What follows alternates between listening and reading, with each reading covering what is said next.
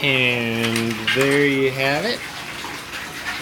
So we gave them some space after we made sure to alleviate any aggression. And now they are just two little lovebirds. So usually, as long as the male is on top and she doesn't seem to be, being aggressive at this point, there's usually never going to be any aggression between the two. The only time that you would end up with issues is if you're trying to feed them together and they become competitive that way, or if you leave the female in for too long, she moves out of being receptive, and then the male obviously is trying to continue to breed because he's a dude, and she just kind of gets over it and might kind of backlash at him, and he gets pissed off, and then they start fighting. So keep all that stuff in mind. On top of that as well, make sure that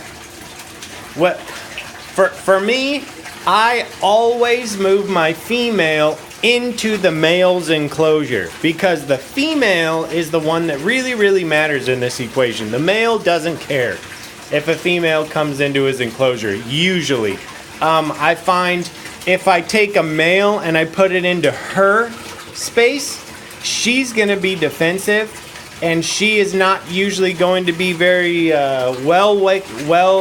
very welcoming to the male being in her space, and chances are she'll get defensive, they'll start fighting, and you've ruined your breeding opportunity. The easiest way to kind of alleviate all of that stress is to bring the female into the dude's enclosure. So he has the larger ponds and everything in his enclosure. I don't move him very often, so he stays in here specifically for breeding purposes. So I'll cycle the females in through his enclosure and back out, so he never has to move. So he's always usually pretty ready to breed, and the females are uncomfortable enough when I take them out of their enclosures and put them in with the male that they'll be a lot more receptive to the male breeding them, and you have a lot less issues. So keep that in mind.